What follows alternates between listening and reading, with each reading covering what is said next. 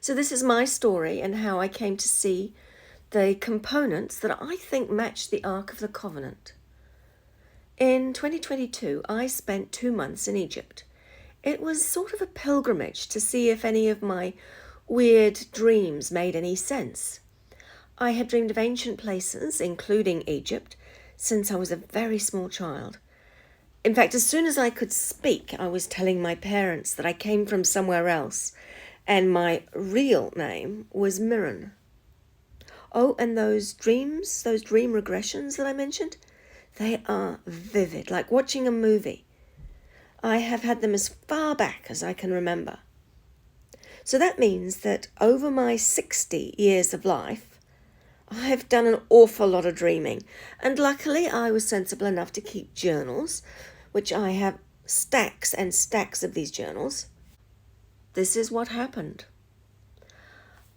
After my time in Egypt, I found myself having the same dream over and over. Initially, I was underground at Giza, searching for something. The dynastic Egyptians had found something, apparently, and it was my job to sneak around and find it, and either take the item or disable it. For those of you who have not checked out my other episodes, it's important for you to know that in my dream regressions, I was from a place called Tantal, which matches quite closely to what we call Atlantis today. And I was essentially one of the ancients.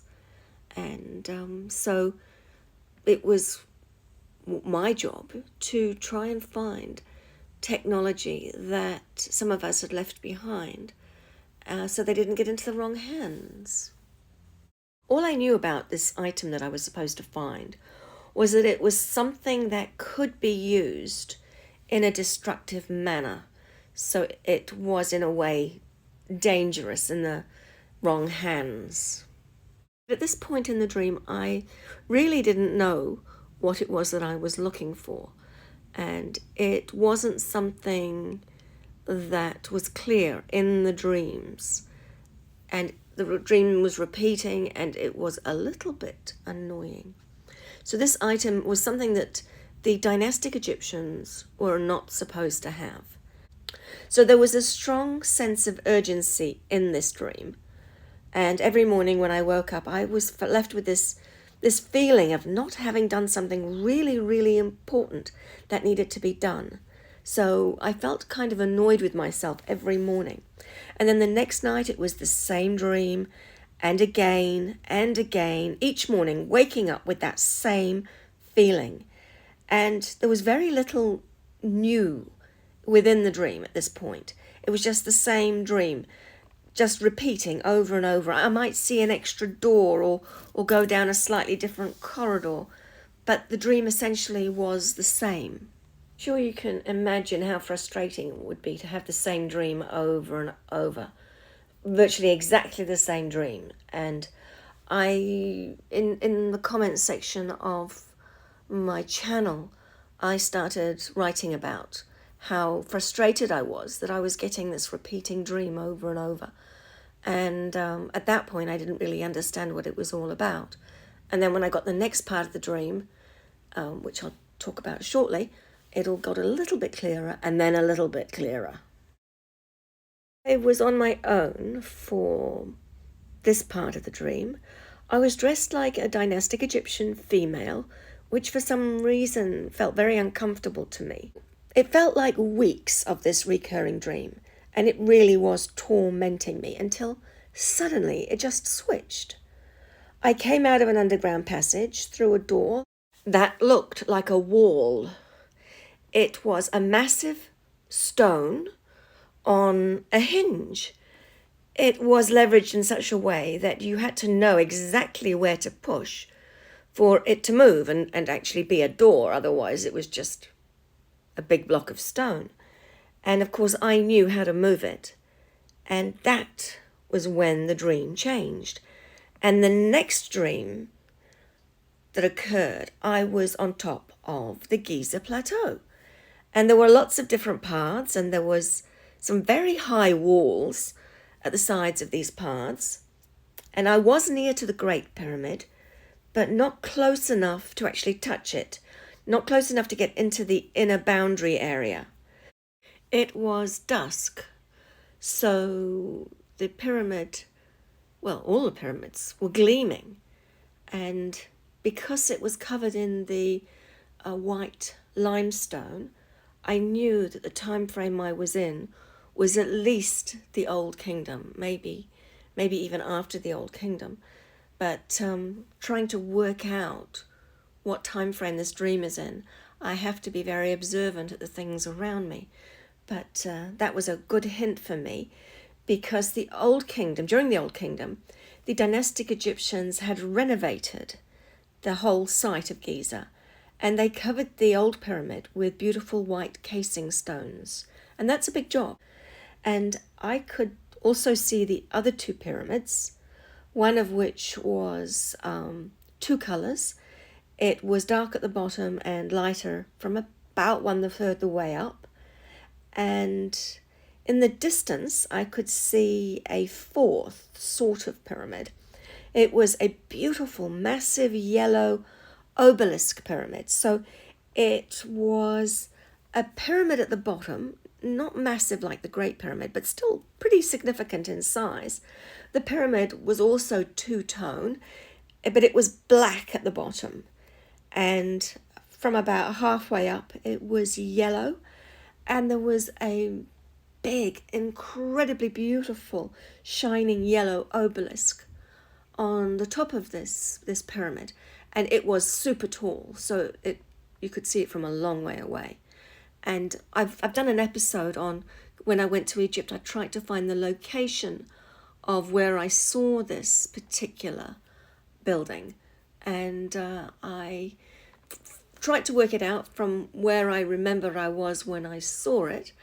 And so we went into the desert, and I believe I found the location. This dream was quite a bit different to the first series of repetitive dreams, because this time I intermittently met up with someone I knew, also an ancient, and they were also searching at the same time as me. So it was the two of us searching. And they'd tell me what progress they'd made, and I would do the same. So over and over, with very little change, as I said, this dream would repeat each night. And bits from this annoyingly repetitive dream indicated to me that the dynastic Egyptians had found something in what I assumed to be the Fayum area, and they had then brought it to Giza. Anyway, every time I had the dream, I'd have the same discussion with my colleague, and over we talked about the dynastic Egyptians and them trying to find items from the ancient times of Kem. It was from a long time ago, before the dynastic Egyptians lived in the area, that the place was called Kem. And I believe some people call it Kemet, but that to me has a different meaning. To me, that means not just the place, but the people, the culture, the food they eat, the way they spoke. That little bit on the end just made it mean a lot more than just a location. But once again, I deviate, so I'm going to start getting back on the track of the dream. But anyway, so the dynastic Egyptians moved into the area, and having taken over the land, it was full of ruins at the time that were filled with intriguing objects and, to them, magic. They became obsessed with searching for all the things that belonged to the ancients, to renovating the buildings of the ancients, to making the buildings their own, and to obviously finding any magic, any what we would call technology, so that they could fiddle with it and use it and do their magic things with it. In my opinion, the dynastic Egyptians were, I guess, fanatics when it came to searching the ruins of what once had been an Atlantean outpost university. Of course, Atlantis wasn't called Atlantis in my dreams. It was actually called Tantal. But in these discussions with my colleague, we touched on what the dynastic Egyptians were doing with these items that they found. And most of the items were fairly innocuous. So most of the time we didn't really worry about it too much. But this one, the one we were now searching for, was incredibly dangerous. And I don't know how my people found out that they had it in their possession, but it was something that people were really worried about them having.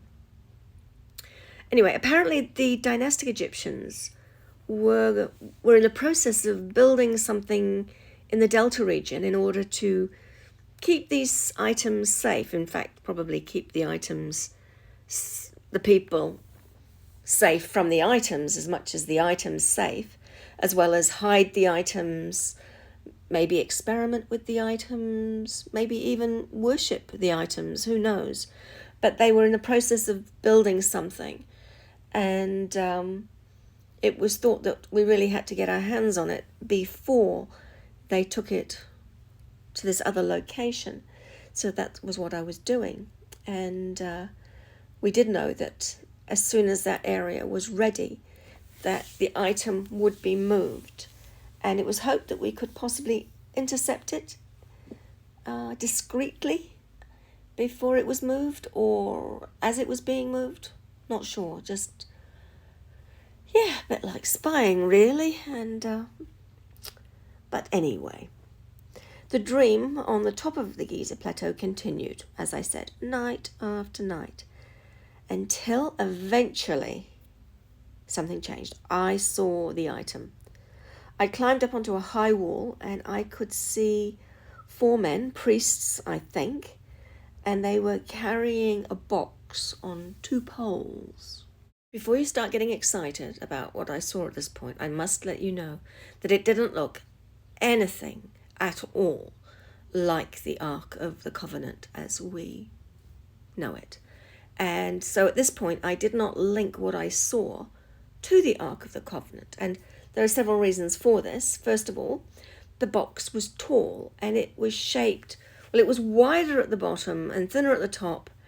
And it was a bit like a flat-topped obelisk. It was gold and black, and it had multiple small doors. And the doors were on one side. It didn't have a lid. It didn't lift off the top. And it looked absolutely nothing, as I said, like the Ark of the Covenant. And the poles, the poles were interesting because they glistened. And one looked like it was some kind of blue stone, and the other looked like a red stone. They looked very crystalline, really, really beautiful. And each one had a fairly interesting looking top bit to it. It looked a little bit like a jed pillar in 3D. So if you imagine the jed pillars that are kind of 2D and you turn them into 3D, that's what the little top knots of these poles looked like. The way they were carrying it, it looked like it weighed nothing at all. It looked very light. But this is an important point, because what I come to later on, you'll understand why I've made this point. But anyway, so they were carrying this box, and the box had 2 gold loops at each side of the box, and that was where the rods had gone through for them to carry it. And they had at the front and back of the box 1 black loop, sort of angled in a different way. So angled like a basketball hoop rather than angled sideways. And I think it was only the 1 at the front and 1 at the back. That's how it looked, but it could have been 2 at the front and 2 at the back. That's just not 100% clear, but I'm absolutely sure there was at least 1 at the front and 1 at the back. Even though it didn't look very heavy, they seemed to be carrying the box very, very carefully. And they carried it into a temple on the Giza plateau, and we managed to follow them in without being observed. And this part is a bit mysterious because I don't know how they didn't manage to see us, but they didn't see us. And we were kind of sneaking around, but nobody seemed to notice that we were there. Anyway, they placed the box on a large stone table and they opened up each section of the box. The first part of the box that they opened was at the bottom, and they removed a large green block of stone. And I'm thinking, how could it look so lightweight with such a massive piece of stone in there? So I'm thinking there's some of the technology built into this box that makes it lightweight. But anyway, that's by the by. And that was the lowest compartment. Then the next level up, there was a white clear crystal thing with something inside it that seemed to be moving. I can't describe it easily, so I'll do my best to create an image of what I saw in the video footage so that you can at least get a reasonable idea of what it was that I saw. And finally, there was the top section of the box, which they opened up, and in it was divided, and there were 2 gold statues, and these statues were on a black base. It looked like rock, a black rock base, and both of these statues were of women wearing an Atlantean cloak with their arms outstretched in a classic kind of Egyptian-style pose. And that was the moment I thought to myself, ooh, Ark of the Covenant. That was the first moment that I had that realization. They put the statues on the stone table facing each other, and the 2 black bases were positioned so that the 2 statues did not touch. So they came quite close, but they didn't actually touch. They then lifted the box off the table and they put it on the ground. So they had the box put to one side. On the table, they had a big green stone slab. They had the crystalline looking thing with the thing moving inside it. And they had the 2 statues, the 2 golden statues. And the floor that they put the box on was also stone, pretty much just like the table. And they slid the poles out from the sides of the box, and they positioned the pole, one at the front through the black loop that I mentioned, and the other at the back through a black loop. And one of the Egyptians commented to the other, it works better if you can push the poles into the soil. But obviously they couldn't because the ground was stone. So they just had to leave it standing, the end standing on the stone. Assuming one of the priests was not as experienced as the other, because one priest said to never touch the statues except by the base. And he said, watch this. And he tilted one of the statues by lifting one side of the black base. And as the outstretched wings got closer to the wings of the other statue, it started to hum and buzz and spark. And it became very electrified. And he put it back down again. And so he said then, you can imagine what happens if the wings touch. So, yeah, we can imagine, that's for sure. They then proceeded to chant things about the ancients being good and the gifts of the ancients and ancient magic to the king and gifts and power and all kinds of things. They were doing this nice little chanting thing. They seemed to be quite enjoying it, blah, blah, blah, chanty, chant, chant. Anyway, I thought to myself, it wasn't even a very catchy tune, but they seemed to be enjoying it. It really was just mindless chanting, and can't see what the purpose of it was, but it was obviously something important to them. Then picked up the clear crystal item and they placed it on top of the green block, and they put each statue at each side of the block.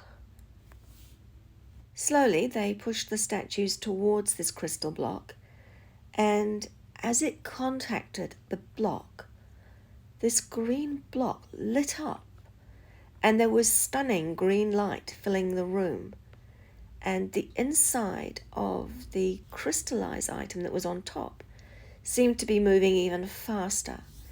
And in the dream, I felt like I recognized both these items as part of a much larger machine for generating energy. But most importantly, I knew that this thing was deadly in the wrong hands. After a while, there seemed to be a growing feeling of a vibration, like a really low sound just out of hearing. But you could feel the sound. You couldn't hear it, but you could feel it. Almost like a deep rumbling feeling. And the first priest said that it wasn't good to let it hum for too long. So they proceeded to pull the statues away, holding onto the black base, obviously, and the vibrations and the light then died away. They didn't touch the green stone block or the crystal item when the statues were touching them. I'm not sure if they could or not, but they didn't touch them. But they were easily able to touch both those items once the statues had been pulled away. And they simply picked up the crystal item and put it to one side. They carefully carried the statues, the block, the crystal item, and the rods into a completely sealed room with massive stone doors, which was hinged on the top and the bottom of the door. As they carried each item through into the storage room, I was able to get a glimpse at some of the other things that were in this room.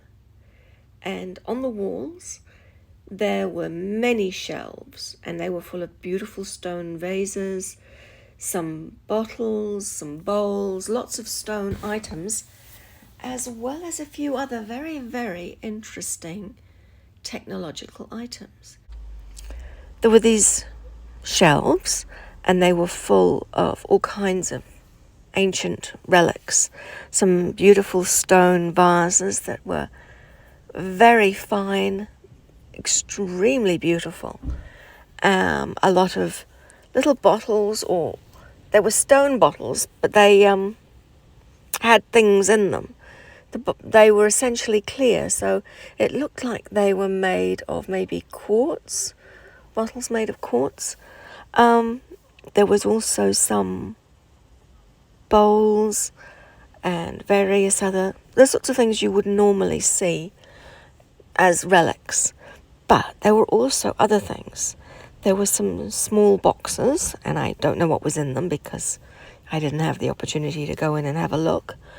But there were also things like this really large gold-coloured, looked like it was made of gold, in fact I'm pretty sure it was, horn, and that was something that I did recognise. I recognised something very similar to that, and it was an Atlantean food generator, essentially. It was a very basic one, and it could only create little kind of bun-like things, and they tasted like madeleines.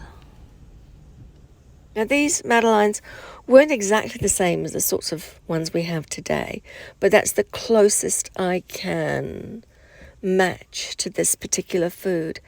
It was like a little tiny bun, so a madeleine-shaped and sized bun. It was sweeter than a madeleine and slightly sticky. Not very sticky, but slightly sticky. It was the same sort of colour as a madeleine as well. So if you haven't actually had a madeleine, I suggest take yourself off to your nearest French bakery and get one. And you'll get a very good idea of what that particular food tasted like. Actually, the first time I tasted a Madeleine, it was amazing because I felt like I was being transported back in time to when I was eating these things. And they're very nutritious and tasty, and the machine uses vibration technology to somehow take whatever's necessary out of the air and create these things. So I have no idea how it works, but it was simple and it was very, very nice. I also saw some black obsidian plates.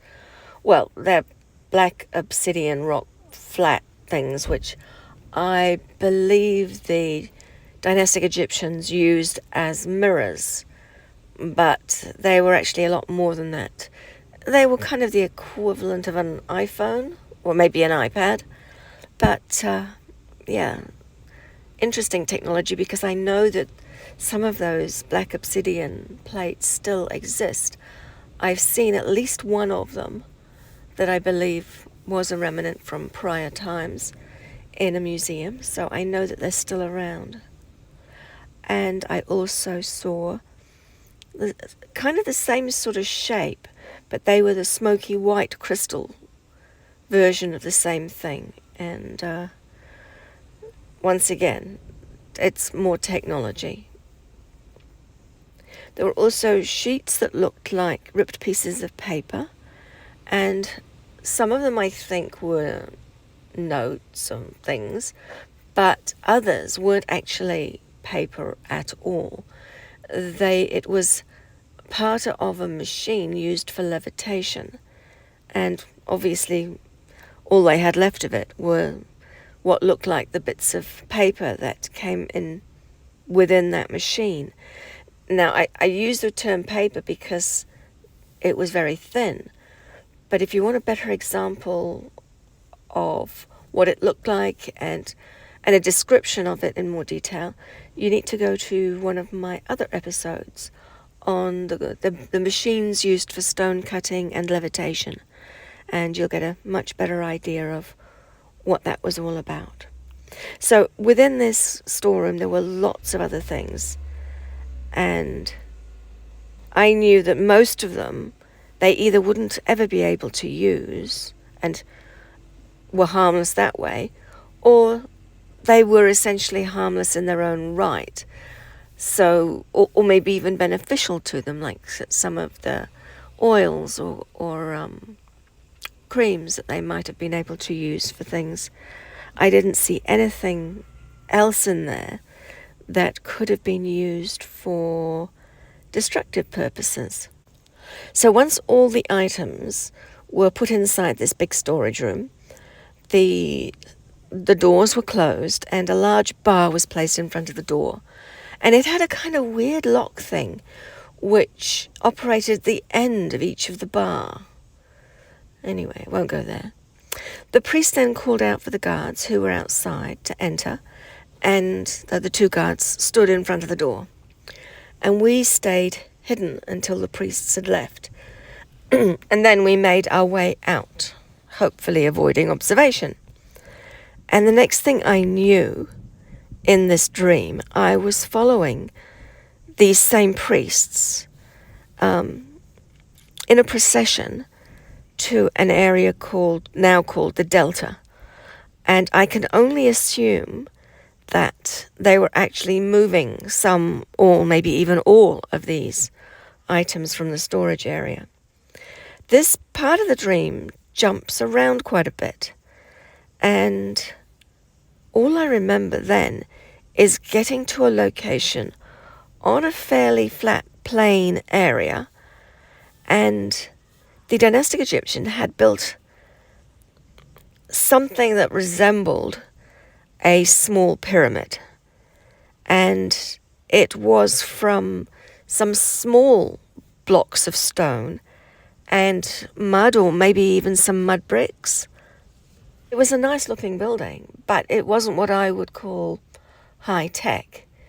It wasn't even of the same standard of the Tura limestone casing stones. So yeah, it was interesting to see it.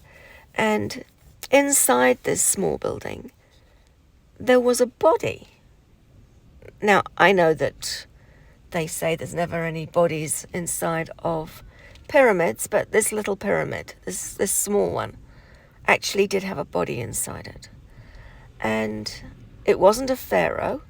It wasn't even dressed as an Egyptian.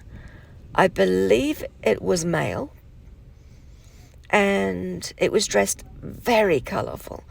I mean, I think the Egyptians, the dynastic Egyptians, had nice colourful dress, but this was even more colourful. It was vibrant, and the person had not been mummified, but they seemed to be perfectly preserved, as if they were just sleeping, and they were just lying on this board inside this weird little room.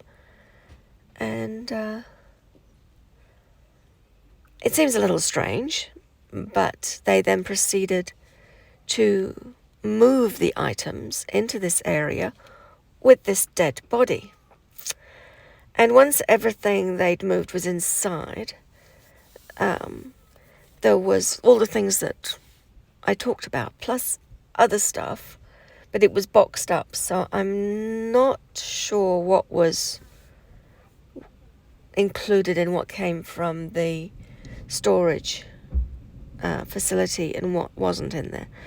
And then they proceeded to block up and permanently seal that building. It's a little frustrating for us because it meant that it wasn't going to be very easy for us to disable the dangerous items or even, take them if we felt we needed to. But at the same time, there was that sense that, okay, they've permanently sealed this building, so maybe we don't actually have to worry about these things anymore. Maybe that means that that's it for those items. They're now in a tomb, and only if somebody comes along to open that tomb will there be a problem. Hence, we didn't take it any further. We just left them where they were. And that was pretty much the end of that sequence of dreams. So you might be wondering, how do I link these dreams of strange objects to the Ark of the Covenant? For some of you, that will already be obvious. But for others, let's just walk through it. First of all, let's look at what we actually know about the Ark of the Covenant, because that way we can see which things these items could pertain to. Okay, the first thing we know about it, it was a kind of portal to communicate with God. And the next thing we know about it is that it was carried only by those who were holy. The third thing we knew is that it was not to be touched, and certain parts of it would definitely kill you if you touched it. We also know that it is dangerous even without touching it. It was dangerous when utilized in a manner that could cause destruction. So that's another fact we know about it. We know that on top of the box there were 2 golden cherubims, and that the box itself was made of acacia wood and gold. And we know that it held various items.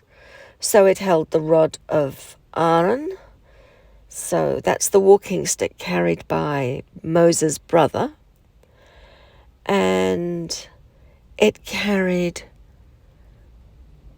the pot of manna, and it carried the 10 Commandments.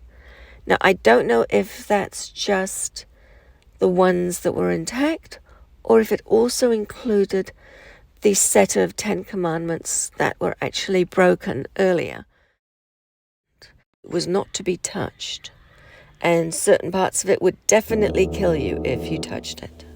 We also know that it is dangerous even without touching it.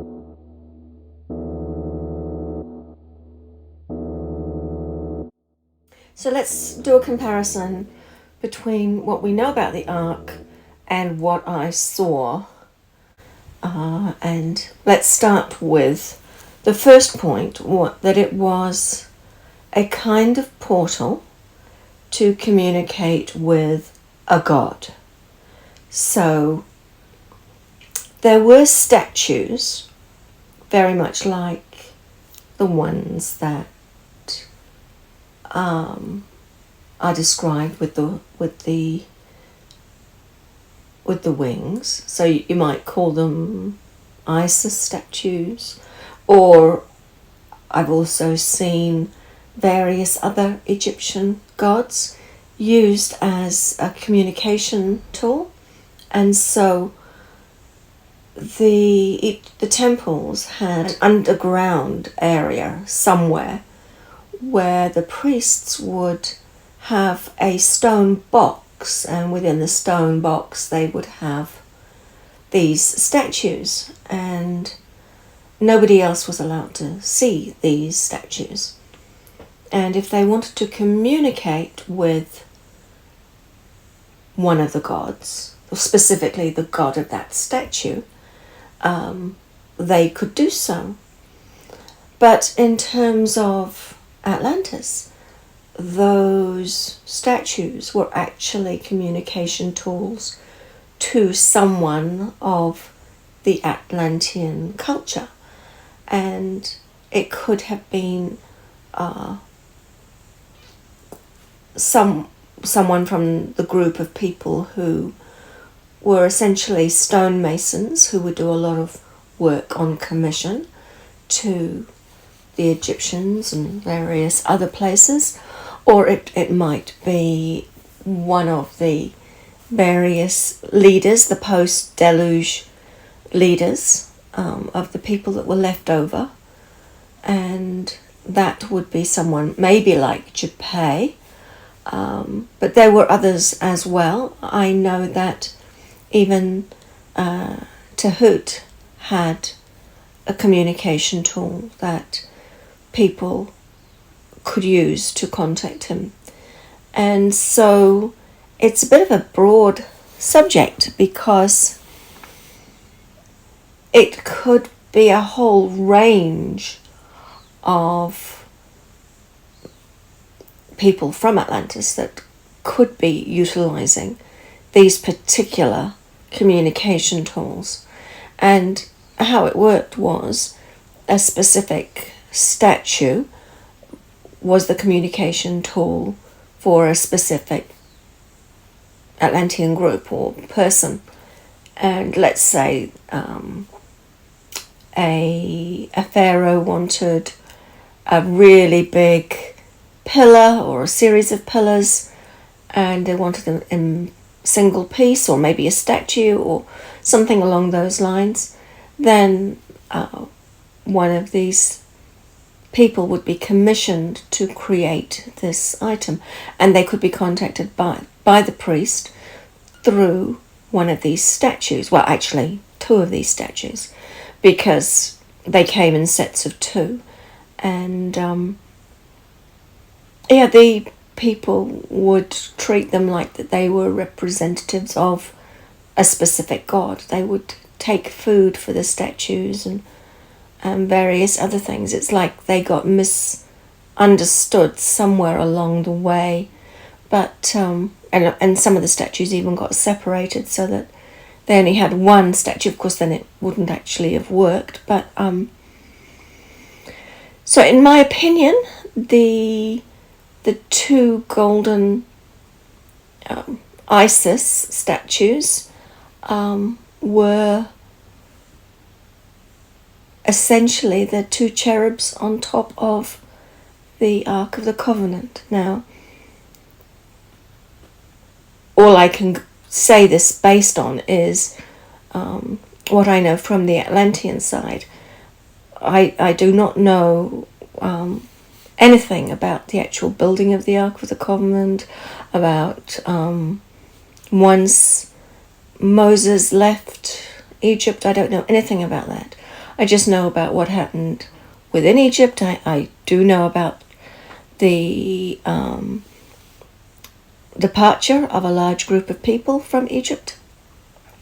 And I can add 2 and 2 together and work out, they went off, and at some stage they built a slightly different box for the one I saw and put in it some rather dangerous items.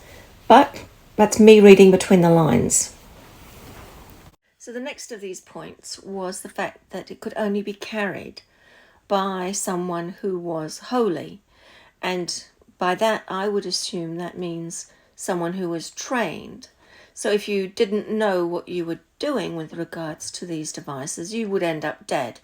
So you had to be a priest, you had to be someone holy, because they were the people who had been trained and knew what to do with these items. And also they may have had access to some kind of protective clothing as well, which could help them when it came to managing these dangerous items. Now let's talk about how easily some of these devices could kill you if you touched it or got too close or was on the wrong end of it being operated against you. And I think that the technology was such on these items that if you didn't know what you were doing, or if it was going to be used against you, then, it would be pretty deadly.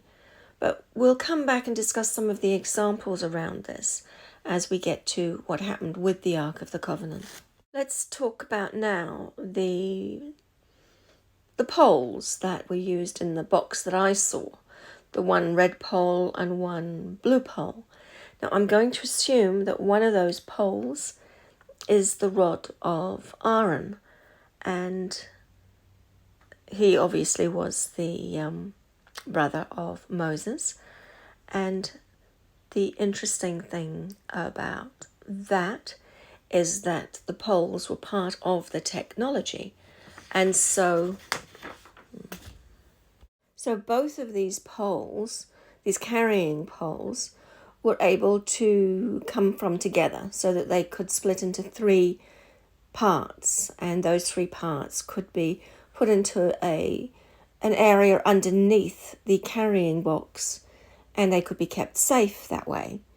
The poles slotted together, and it was a simple mechanism of a push and twist. So they were kind of important from the perspective of recharging the actual items, that like the statues and the crystal items. So they were important from that perspective. It was like having a way of collecting the energy from the atmosphere, from the air, from around us, and being able to get access to it for the various machines. So I'm going to assume that they did have those original poles, because I doubt that the statues would have maintained a charge for 40 years. And I am also going to assume that they could be, one of them, as I mentioned, the rod of Aaron, and the other, possibly the rod of Moses. Now, I don't know if they used those for carrying purposes when it came to the Ark of the Covenant, but I'm pretty sure they had those rods available. Otherwise, it would just eventually run out of charge, essentially. In terms of Atlantean technology, I have absolutely no idea how the poles, the rods, could transform into snakes, which was apparently a popular magic trick, not only with Moses, but also, and Aaron, but also the magicians of the Pharaoh. They seem to enjoy that as some kind of weird magic trick. It's something that I have no idea how they would do it. It's not some kind of technology I know about. Sounds to me like it's some bit of weird mythology, and it certainly isn't something that I recognize that those rods could actually do. Maybe there was some kind of hypnotic effect of making people believe that they turned into snakes, but other than that, it just seems basically a bit nonsensical. So I'm only going to briefly touch on the stone tablets because they came along afterwards. They came along when all these items were with Moses in the desert. And so then Moses apparently went up a mountain, and when he returned, he had the stone tablets with him. And my understanding is that this happened twice. So that the first lot he broke in anger, and then the second lot definitely went into the Ark of the Covenant. The first lot may or may not have also gone into the Ark of the Covenant. This we do not know. But that's outside my knowledge, so I'm just going to leave it at that. So I guess the next thing on the list to talk about would be the manna in a jar.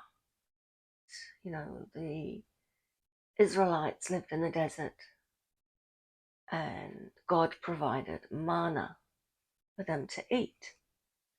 And from my perspective, this manna could be the same stuff that I remember eating that came out of one of these horn things. And,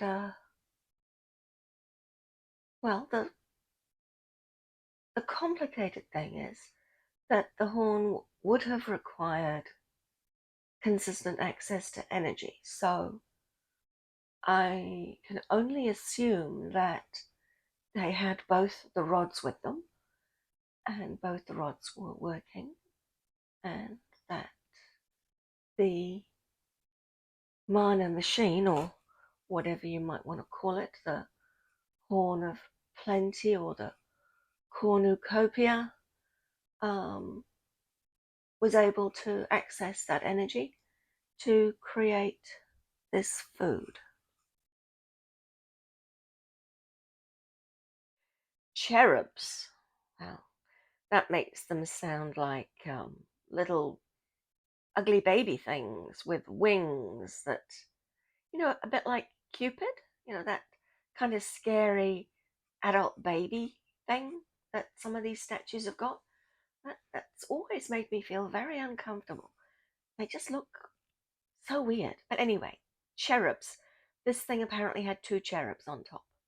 But to me, this couldn't possibly have been cherubs. They were clearly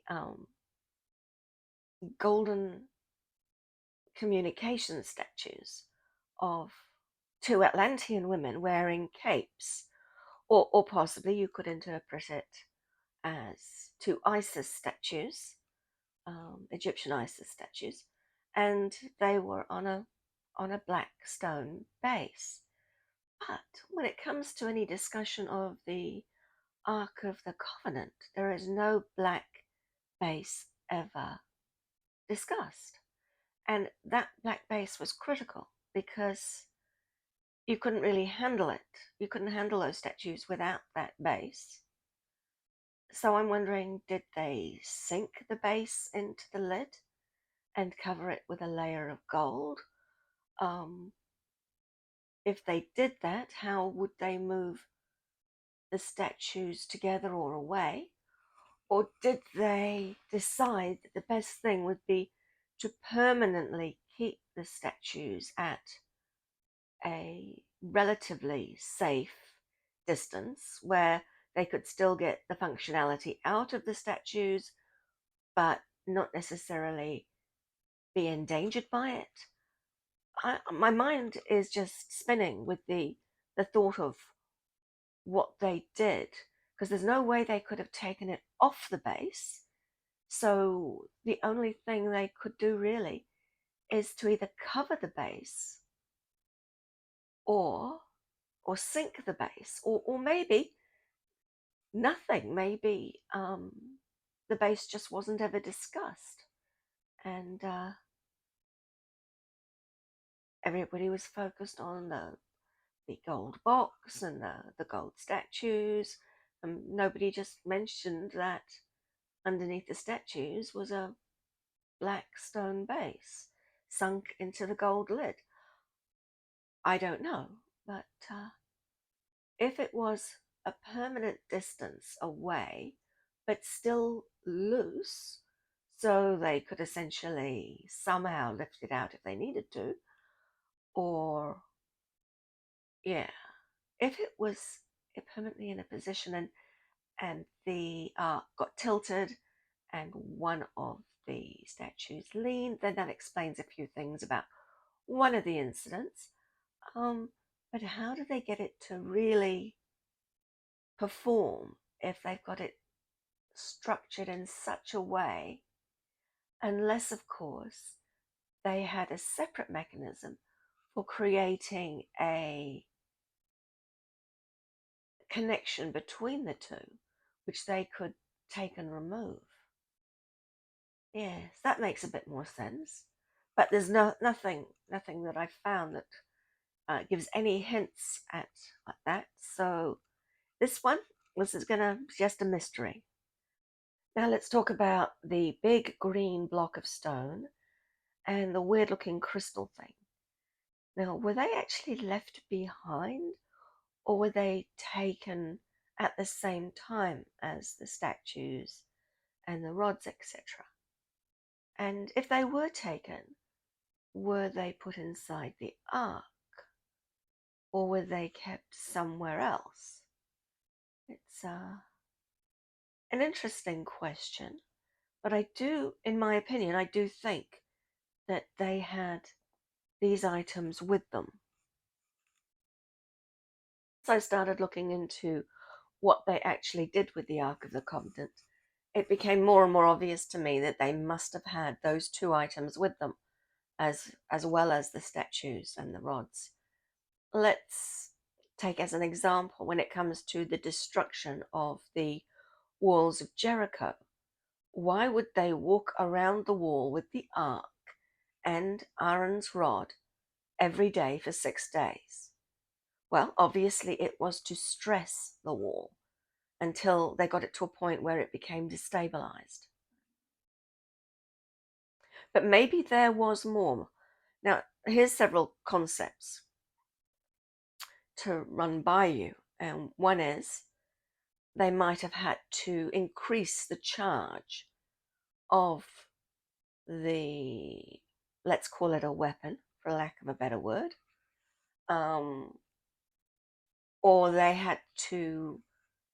they used all the charge up and they had to wait a whole day for it to recharge before they could give the full oomph again. Another point that I'm thinking is they used that vibrational technology to destabilize all the parts of the wall, not just one area. They wanted the whole wall to crumble. That's why they walked around it. I suspect that the vibration could have had some kind of chain reaction to work on the component parts of the wall.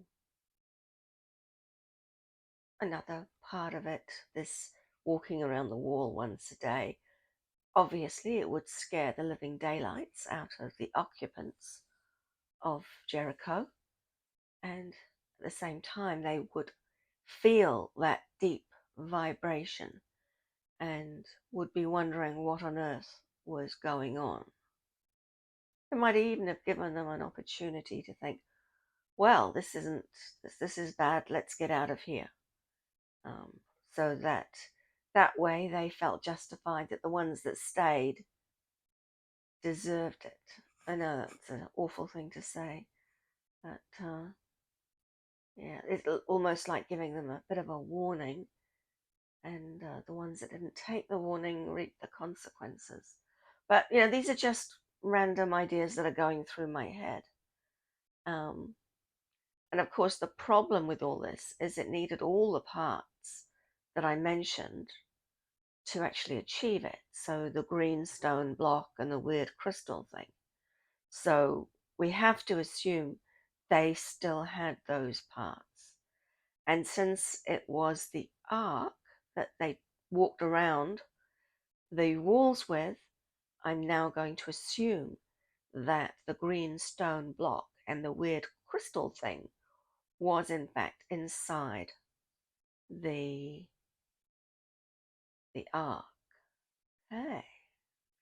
But there's no reference, no mention of anything that sounds like the greenstone block or the weird crystal thing in anything that I found so far. But if anybody knows of anything that sounds like that at all, that could relate to this story, I'd really be interested. Because this block and crystal thing seems a bit left field. But to my mind, it was absolutely necessary for them to be able to do the destructive things that they did. And I think that it was clearly done with intention and knowledge of what it was going to do.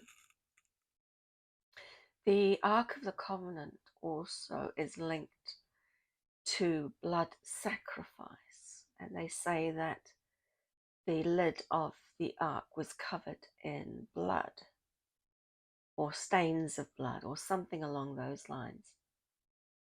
Now, I'd like to know, why did the ark require blood? And I have the answer, and the answer is it didn't.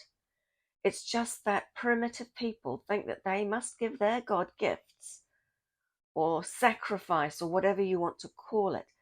And this is what they assume a God wants. Now, this is a subject that really annoys me. It's something that I get myself quite aggravated over. So I'm not going to start on this subject because it's upsetting for me. And I do know that there was one particular ancient who did encourage this ridiculous practice. And that was a guy called Giza. He was the third ruler of Atlantis. But there's a bit of a long story to that, which I could go into in more detail. But to put it into a nutshell, part of the Atlantean culture was to never hurt animals, people, to do as little damage in the world as possible.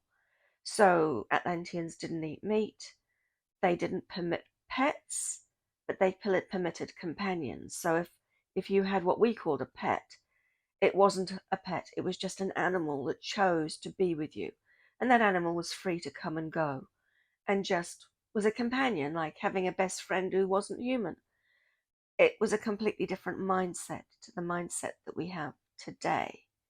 And part of the culture was that the Atlanteans did try to discourage the more primitive humans who also lived at that time not to sacrifice animals to imaginary deities. It was a gentle form of encouragement, using education and kindness and action by example. Giza, who was a rather unpleasant character, knew how much it upset the majority of the people of Atlantis. And so instead of discouraging it amongst the more primitive humans, he encouraged it.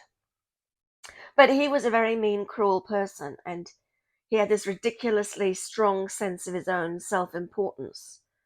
I'm actually going to write a book, well, I'm in the process of writing a book that describes his story of how he became the third ruler and how he came to be the way he did.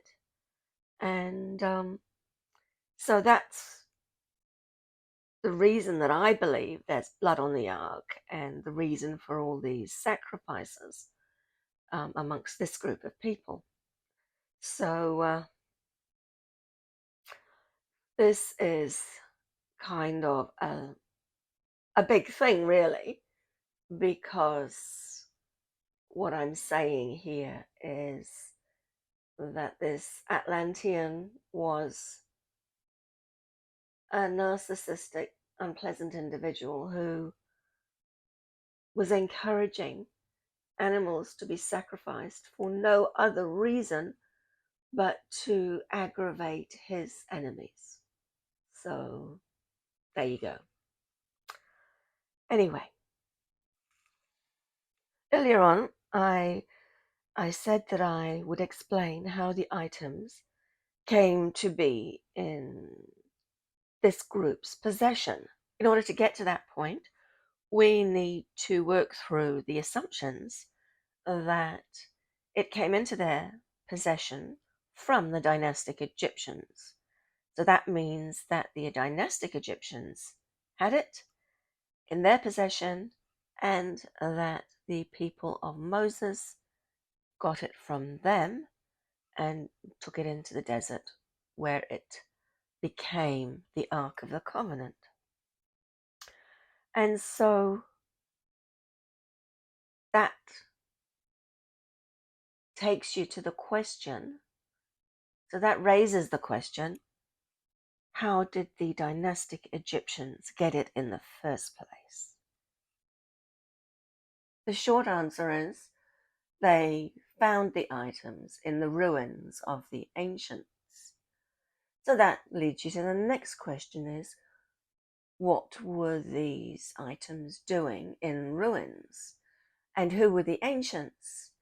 And it just leads to more and more questions. And honestly, I think you better go and check out my channel if you really want the answers to these questions, because it's a long, long story and it's hard to give you a short answer. I mean, the shortest answer I can give you is Egypt was one of the regions that was part of Atlantis, which wasn't called Atlantis, and when it was taken over by the third ruler, who started looking into things like weapons, which had never been even considered prior to that time, and greater energy was required. The Chem, which was what it was known then, became the area where the experimentation was done, and it was the area where they looked at weapons, they looked at energy, they looked at uh, the destructive technologies that started to come out of Atlantis. And so that is the very quick answer to that. But if you find this in any way interesting, just please check out my channel. I find the third era of Atlantis, of Tantal, the less interesting part of the whole story. And so, because it was the part where that included war and various other unpleasant aspects. So the first two eras are much nicer. If you had to choose which era you wanted to live in, if you had to go, because you could go back in time, you'd be bonkers to want to live anywhere but the first era. But hey, that's by the by. And I think maybe a sweet, peaceful, lovely place may not be as interesting to people today in particular as the crazy time that happened in the third era. So that's one aspect to it. And the other aspect is it's that third era of all this craziness that many of the survivors of Atlantis were trying to clean up the mess and find what was left, the residual technology, the things that could be used for destructive purposes in the future by the primitive peoples of the area. And so a lot of effort was put into retrieving items, though, that they wouldn't get into the hands of the more primitive humans. So that's the link between that third era and places like Egypt. Before I move on to the next part of all this, I think it's important for me to comment that there is an awful lot more to the history of Egypt than people know. And a lot of it is good. And a lot of the things that I can say about the dynastic Egyptians are fabulous because they were pretty amazing in what they achieved. Okay, they had a few extra helping hands in terms of having found a bit of extra few bits and pieces, but um, they really ran with it and did amazing things. If you want to know about my perspective on the history of Egypt, you'll find a lot of stuff on my YouTube channel about this, and I'm really happy to answer any questions you might have as well. I know it breaks massively from the existing narrative of of Egypt, and I know that a lot of people are going to think I'm bonkers, but I'm just telling you it as I have seen it. And, hopefully one day I'll be proved right, and they'll look back and they'll say, oh, you remember that crazy woman that talked about um, ancient Atlanteans having advanced technology and stuff? Oh, look what we found now. We found all these records, and we can prove that she's right. So anyway, that's just another random thought from the top of my head. I'd now like to talk about time frames. And so, having gone down that path, I also see that there are some of you that think that Akhenaten was Moses. I was actually in Egypt at the time of Akhenaten, and I was even in the capital city, and I died in that location, but that's a whole different story. And I was there when the uprising against Akhenaten began. So I can tell you that Akhenaten was not Moses, that Moses was an earlier time. But Akhenaten was in fact influenced by the stories of Moses. And at the end of his reign, he fled and he tried to find the people who were to become the Israelites. Now, I don't think he succeeded. And for all I know, they found him and dragged him back. But that's as much as I know. The story of some of the people who lived in the Delta and who left Egypt was actually quite well known when I was around, and it was a story that people would tell, and it was clearly something from an earlier era, much earlier than Akhenaten. So I am sorry to those of you who do think that Moses and Akhenaten are the same person, or to those who think that Akhenaten was an alien. No, he was just a person. And while we're on the subject, somebody asked me, so did Akhenaten and his daughters and Nefertiti have elongated heads? No, they didn't. They had normal heads. I assume that they like to be portrayed with the elongated heads because that was one of the symbols of the ancients. It was one of the things that the surviving Atlanteans all had a weird shape to their head, and I'm going to assume they actually quite like the idea of just exaggerating the old head a little bit. The image that you see of Akhenaten, for example, is just a slightly exaggerated image of how he looked, but it's pretty accurate actually. It's just nobody could be mistaken for him. I'll just put it that way. Getting back onto track now. So as for the Ark of the Covenant, well, obviously it became the most sacred relic of the Israelites. that was built after they left Egypt in order to house the 2 stone tablets of the 10 Commandments, which are now lost to time.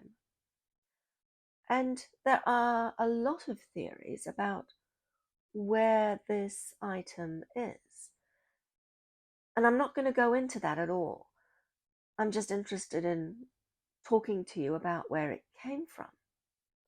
It was described as a wooden box made from acacia wood, covered in pure gold, with a rather elaborate lid made of gold, with a couple of cherubs on top. It apparently contained a pot of manna and the rod of Aaron. It had either 2 or 4 carrying poles. I don't know how many because I never saw it. I guess they may have needed more carrying poles for the extra weight. They obviously didn't have the levitation device that had made the longer, weirder box a bit lighter and easier to carry. Or at least I'm just assuming that they don't, or maybe it stopped working. But something happened to that earlier box.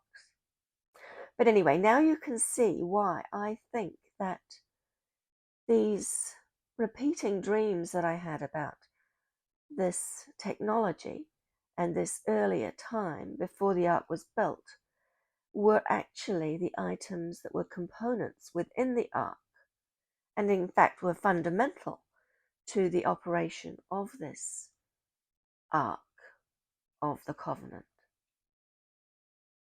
The ark was carried well ahead of the masses, they say. So when they were on the move, they kept the ark about 800 meters or 2,500 feet in advance of them. So basically, they weren't going to take too many chances of the ark hurting anyone. As for the guy who was instantly killed when there was some kind of trip and he tried to support the ark, it's just a natural reaction. If you think something's going to tip over, you try to stop it. So, poor guy. And it's obvious to me which part of the ark he actually touched. So just let's assume the ark tilted, the wings of the statues met a bit more than they, got a bit closer than they were before, and at the same time he touched it, it would most certainly have fried him. So that's rather sad, but anyway. Another important and rather controversial feature of the ark was that apparently Moses could use it to have a chat with God from between the cherubim. The only person I believe he could be chatting with was in fact Japay, but that's just my wild guess. Well, not so wild, but that's my assumption, and based on everything I know about Japay and his techniques. But once again, it is my opinion because I wasn't there. I didn't see Moses talking to anybody, so I'm just piecing the bits of the jigsaw puzzle together. But talking about Japay, if you understood what a cruel, vindictive, narcissistic person he was, I think you'll see why I think that he was at the center of all of this. I actually read a very interesting quote by Richard Dawkins about the God of the Old Testament, and I remember thinking to myself, this sounds exactly like the person I knew as Japay, who's the third and final leader of Atlantis. So here's the quote. The God of the Old Testament is arguably the most unpleasant character in all fiction, jealous and proud of it, a petty, unjust, unforgiving control freak, a vindictive, bloodthirsty, ethnic cleanser, a misogynistic, homophobic, racist, infanticidal, genocidal, filicidal, pestilential, megalomaniacal, sadomasochistic, capriciously malevolent bully. So that's Richard Dawkins in his book The God Delusion, page 31. And that is a mouthful. But boy, oh boy, when I read that, I'm thinking to myself, this is Japan. And yeah, wow. Even now, just thinking about Japan sends a shiver down my spine. And he was quite an unusual looking individual, very charismatic. And if you were to meet him casually, you'd think he was the loveliest person on the planet. But hey, I'm not gonna go down that track at this point. Yeah, it's at the front of my mind at the moment because I'm writing this book about his rise to power. So if you're interested in knowing more about Japan, um, and who he was and how he came to power, and things like he was the son of Bela. Um, he Anyway, no, I won't go there. I will let you find out um, on my channel or read my book or whatever. I'm just not very good at promoting myself, so I just was gonna go, you tell you everything at once. Yeah, no, I'm not gonna do that. I'm not gonna do that. I'm gonna keep on the subject. Back to the ark. It was always covered by a cloth or veil, apparently. And I'm guessing it just minimized the chances of someone unauthorized getting to have a chat with Japan, maybe, or getting unalived. So security was high around them, and so they created a special tent, which was called the tabernacle, and they kept the ark and other things of importance safe. So later on, when the group were being led by Joshua to the promised land, they crossed the river Jordan, and apparently the same sort of thing happened with the water to enable them to cross. It happened with Moses escaping from the Egyptians, and then it happened with Joshua much later on. And this is actually a characteristic of a use that vibrational frequency technology can be used for. So if you want to know about this technology, please check out my other episodes. But I am impressed that they managed to master the exact frequency so that they could hold back some of the water. And they were able to also master the frequency so that they could impact stone or probably mud brick. I think it would have been a bit more difficult to actually find the frequency for stone, but I think that they had mastered the water and the mud brick in order to achieve what it is written that they achieved. And to give you it in a modern context, I guess it would be a bit like a microwave being used to heat up food, but that microwave also having a separate setting for melting metal. I know that sounds utterly ridiculous, doesn't it? But that's the nearest I can compare it to. The technology having one setting for holding back water and another setting for destabilizing mud brick. So, anyway, I hope that that's a good enough example to be clear that this technology operated only when you have the exact settings correct. So, they clearly managed to find at least two settings. So let's just continue with the story at hand. I said that I would explain how the items came to be in this group's possession. In order to get to that point, we need to work through the assumptions that it came into their possession from the dynastic Egyptians. So that means that the dynastic Egyptians had it in their possession, and that the people of Moses got it from them and took it into the desert, where it became the Ark of the Covenant. And so that raises the question, how did the dynastic Egyptians get it in the first place? The short answer is they found the items in the ruins of the ancients. Egypt was one of the regions that was part of Atlantis, which wasn't called Atlantis, and when it was taken over by the third ruler, who started looking into things like weapons, which had never been even considered prior to that time, and greater energy was required. The Chem, which was what it was known then, became the area where the experimentation was done, and it was the area where they looked at weapons, they looked at energy, they looked at uh, the destructive technologies that started to come out of Atlantis and in the third era.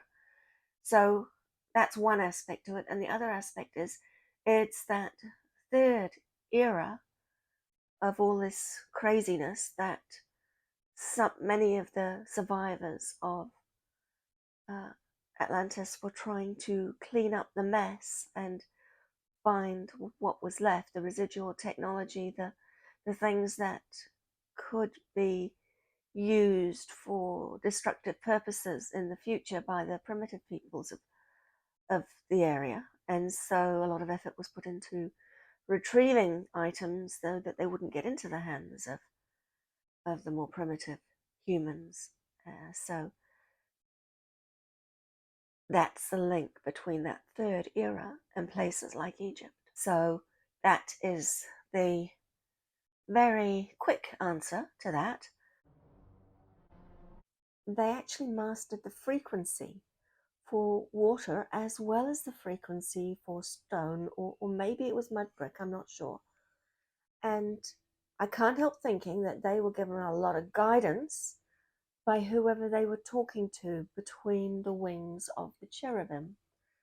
So it's a bit like having a microwave that you have to set on all these various different dials and have it exactly the right setting so that it heats up food, and have a completely different setting where you fiddle with a whole range of dials and almost like a combination lock, and it then can melt metal. So if you can imagine having two completely different settings, so totally different, that it's hard to imagine that someone was able to find those frequencies unless they were given a little bit of help. Anyway, that was a bit of a crazy example I gave you, but I hope it's good enough so it can be a bit clearer how this technology operated, and that you did have to have the exact right settings. So they somehow either found or were told of these two settings. So I've already mentioned the walls of Jericho, but obviously that was a very specific setting, a setting completely different to water. And so here's a big guess on my part. Moses had one rod that was set to disrupting water, i.e., keeping water away, and Aaron had the other rod set to disrupting the buildings or the stonework, and well, whatever the walls of Jericho were made of. And so that's a big guess. I might be wrong. They might just have had two separate settings that they could just switch over. But I reckon that they would have been instructed how to set it up for one rod to do one thing and the other rod to do the other thing. That's just my guess. So when they took it out to help them with the battle against the Philistines, what they were expecting with the battle didn't fit into either buildings or water. So taking the Ark of the Covenant into battle, well, it would take a long time for it to affect people. So I mean, the worst thing it could do would be to create a kind of sickly feeling from the deep sounds that they could be using to disrupting the buildings. So it just seems like incredible that they would think that taking it into battle would somehow help them. So of course they failed. They were using a screwdriver and expecting it to behave like a hammer. Well, it's ridiculous, really, but I guess that they thought it's God in a box, so he'll help them. But the technology doesn't work that way. And as you might imagine, it did come as a terrible shock to them because they believed God was on their side, and suddenly God seemed to be missing. And hence the technology fell into the hands of the victors, the Philistines. They were at least smart enough to leave it switched on. Now, this is a really, really important point because even though it's not going to help them in battle, if it's switched on to the point where it's able to disrupt buildings and water, then wouldn't matter which one they had it switched on at, it could cause some damage. So the Philistines took the ark as a trophy and put it on display in their country. And of course, they had no idea how to look after it. And because of that, bad things happened. So the people of Moses did actually have some clues about what you can touch and what you can't touch for a start, and what it had the ability to do. And these people had no idea whatsoever. And oh boy, did they suffer. Obviously, it's been left on one of the settings, and it would resonate deeply beyond their hearing, but they could feel it. I'm sure they would feel it. And it was placed next to a large statue of one of their gods.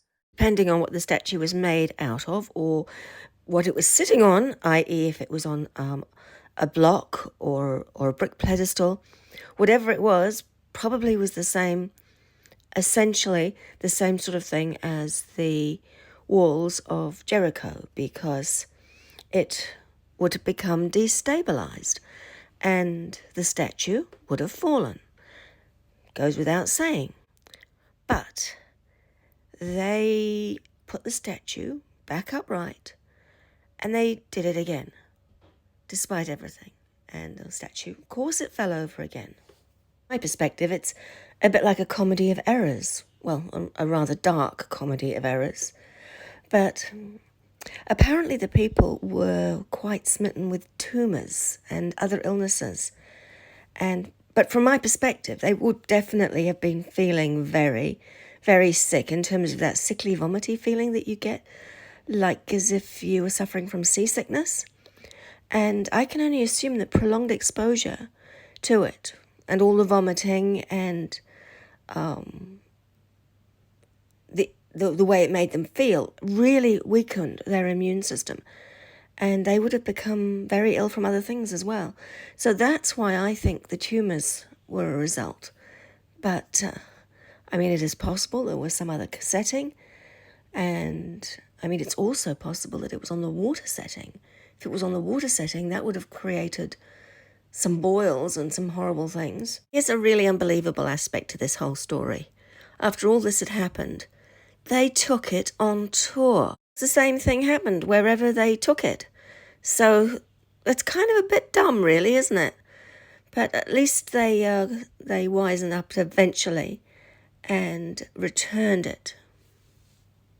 So once the Israelites got it back, a temple was constructed to keep it safe, and probably just as importantly, to keep the people safe from it. And then according to my reading, it says that something happened in the temple that was created by Solomon, and the temple filled with smoke. So from this, I can pretty much assume that someone was fiddling with something that they shouldn't have been fiddling with. Maybe they even broke it. I bet whoever was fiddling with it didn't live to see another day, let's put it that way. And the end result might have just been a lot of unpleasant smoke. But the way they write about it, they make it sound like it was really positive by spinning the story as if it was filled with the essence or smoke of God. Like it's a really good story. But yeah, that's a bit on the weird side. But at some stage, I think they stopped being able to talk to God with it. And I think that happened long before it was put into the Temple of Solomon. Not because it didn't work, but because something had happened to Japé. And I'm just guessing here, but it's mainly based on the fact that the person I knew as Japé just loved to interfere with things, loved to be in control, loved to be the big I am, to have everybody, asking for his help. And he was no longer doing that. So in my opinion, I don't think he was around anymore. Possibly he was dead, but it may just be that he went off to do something else. I don't know. So back to the Ark of the Covenant, there's lots of stories about where it went after Solomon's temple, or even during Solomon's temple, and that's outside my range of knowledge. So this is really where my story ends. But there is something else, something that, I think is really, really important to talk about. And that's that it wasn't the only one of these devices. That there were many places in Kem that were essentially laboratories for the study and development of applied energy. And when Japé took over as ruler, and of course he was a bit of a warmonger, Kem became a place where dangerous technologies were developed.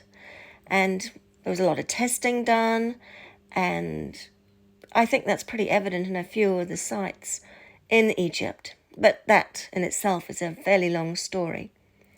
So that brings me to the end, mostly to the end of what I had to say about the Ark of the Covenant.